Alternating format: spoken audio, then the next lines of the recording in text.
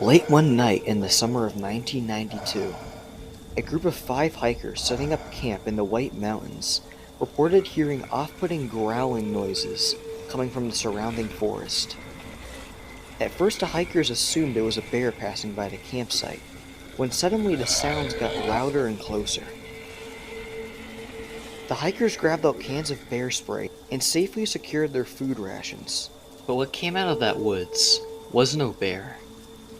What emerged from the trees was described as a tall humanoid figure, and in the dark first looked like another hiker or homeless man. The figure stood motionless about 50 yards from the hikers, and appeared to be watching them.